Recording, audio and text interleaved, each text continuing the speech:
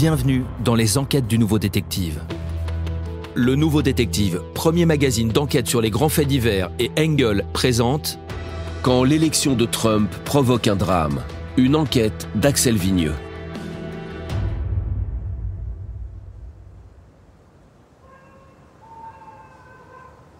Au 4401 de West Sixth Street à Duluth, dans le Minnesota, se dresse une jolie maison d'un étage précédée du traditionnel bandeau de pelouse bien tondue. En ce soir de juillet 2024, une patrouille de police y intervient pour ce qui semble être une affaire de violence conjugale. La femme qui a appelé le 911, Catherine Nephew, vit là en compagnie de son mari Anthony et de leur fils Olivier, âgé de 7 ans. Lorsque les policiers se présentent, elle vient à leur rencontre, les yeux rouges de larmes.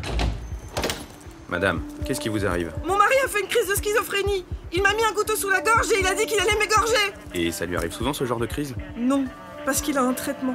Mais il a changé de médicament il y a quelques jours. Et depuis, il entend des voix qui lui disent que Donald Trump va prendre le contrôle du monde et qu'il doit nous tuer pour nous protéger. Anthony, jusque-là, ne s'était encore jamais montré violent envers ses proches. Il est d'ailleurs calme et se montre coopératif, reconnaissant sans hésiter avoir agressé son épouse. Tandis qu'on le conduit pour un examen psychiatrique à l'hôpital, il formule une étrange demande auprès des policiers. Si Trump remporte les élections, je vous en prie, revenez me coller une balle dans la tête et faites la même chose pour Catherine et le petit.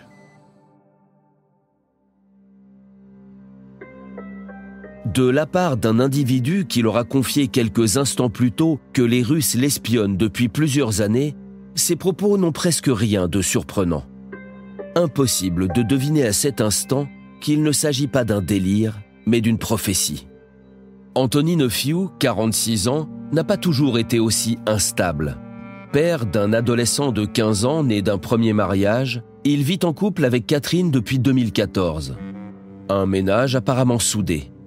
Catherine, que tout le monde appelle Kat, travaille au département des arts du Lake Superior College où elle enseigne la photo, la céramique et la peinture. Le petit Olivier, lui, est encore à l'école primaire. C'est un gamin sociable, souriant, apprécié de ses camarades autant que des enseignants. Anthony Nephew est fier de lui, comme il est fier de Jacob, son fils aîné, qui accumule des notes d'excellence à la Marshall School de Duluth. Le garçon est aussi brillant au sein de l'orchestre de l'école que de l'équipe de ski nordique, du club d'échecs ou de l'association de défense de l'environnement. Jacob et sa mère Erin habitent à 2 pas, si bien qu'Anthony les voit souvent et s'entend très bien avec eux. Hélas, toute cette affection familiale dont il est entouré ne l'empêche pas de traverser régulièrement de sévères phases de dépression. Depuis les années 90, Anthony Nephew souffre de schizophrénie. En dépit du traitement qu'il suit, la maladie l'a peu à peu contraint à abandonner toute activité professionnelle. Doué de sa plume, il tient tout de même encore une chronique régulière dans le journal local, le Duluth News Tribune. L'homme y évoque ouvertement ses problèmes de santé mentale et en profite au passage pour critiquer le système de santé américain. De fait, ses articles, de même que ses posts sur les réseaux sociaux, sont très politiques. Soutien actif au Parti démocrate, Anthony vit l'élection présidentielle de 2016 et la victoire de Donald Trump comme un drame personnel.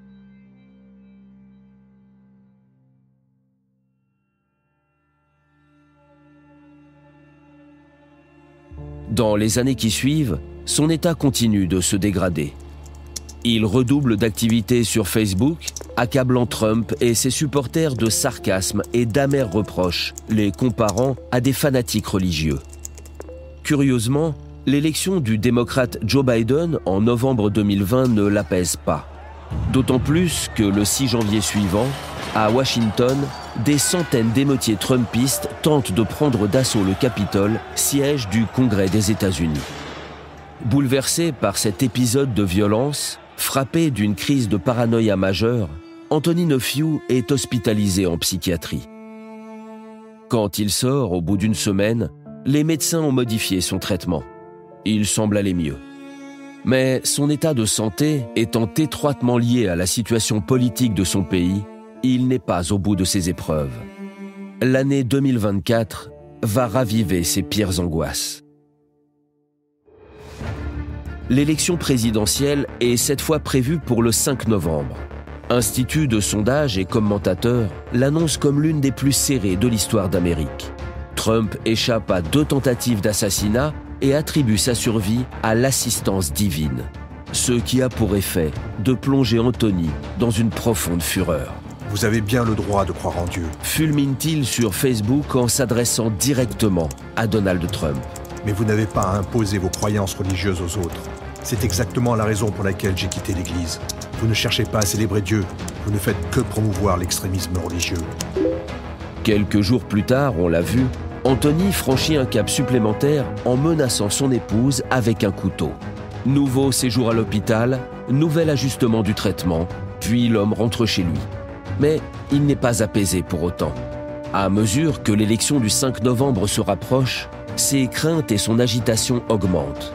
À partir de la mi-octobre, il inonde son compte Facebook de brûlots politiques, publiant notamment un visuel qui montre les visages de Barack Obama, Trump, Biden et Kamala Harris. Le mot « haine » figure sur celui de Donald Trump, tandis que les mots « espoir »,« guérison » et « croissance » sont attribués aux politiciens démocrates. Nous pouvons faire mieux que le choix binaire entre le fascisme et le non-fascisme. Écrit Anthony No-Few, fin octobre. À la même époque, il formule une demande de permis de port d'armes qu'il obtient sans difficulté. Sa schizophrénie déclarée reconnue et l'agression au couteau commise contre son épouse au mois de juillet ne sont pas des motifs suffisants pour le priver de son droit fondamental de se procurer une arme. Anthony est d'ailleurs loin d'être le seul à se préparer au pire, voire à faire le plein de munitions en cette période préélectorale. Dans les médias, sur les réseaux sociaux, nombreux sont ceux qui prédisent une guerre civile imminente, quel que soit le résultat du scrutin. Anthony No-Few fait partie de cela. À un détail près. En cas de victoire de Donald Trump, il n'a pas l'intention de se battre, seulement d'abréger ses souffrances et celles de ses proches. Le mardi 5 novembre, on le sait, Donald Trump est triomphalement réélu à la Maison-Blanche. Le scénario du pire est arrivé pour No-Few, qui perd les derniers atomes de raison qu'il avait encore. Puisque l'apocalypse est désormais imminente, autant anticiper sa venue. Le matin du 7 novembre, il prend sa voiture, charge son pistolet flambant neuf et se rend au 6009 de Tacony Street, où vivent son ex-femme, Erin Abramson, et son fils Jacob. Erin, 45 ans, vient tout juste de rentrer de son jogging sur les berges du lac Supérieur. Elle est en train de prendre son petit déjeuner avec Jacob quand son ex surgit dans la maison et les abat froidement l'un et l'autre d'une balle dans la tête. Le forcené retourne ensuite chez lui et fait subir le même sort à sa femme Catherine et à leur fils de 7 ans, avant de se faire enfin justice. Le carnage sera découvert dans l'après-midi, après que des collègues d'Erin Abramson, inquiets de son absence au bureau, auront donné l'alerte. Quel enseignement peut-on tirer de cette affreuse histoire ? Anthony No-Few, le grand démocrate, craignait plus que tout l'extrémisme de Donald Trump et de ses partisans. Pourtant, il a lui-même fait preuve du plus odieux fanatisme en tuant 4 innocents. Et pour quelle raison ? Est-on sûr vraiment que sa passion politique n'y est pour rien dans l'affaire ?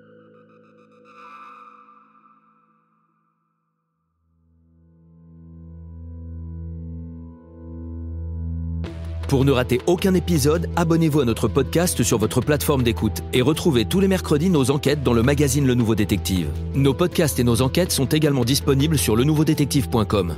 Si l'affaire n'a pas encore été jugée ou venait à passer en appel, nous rappelons que les protagonistes bénéficient toujours de la présomption d'innocence. Les noms et prénoms de certains personnages sont susceptibles d'avoir été modifiés.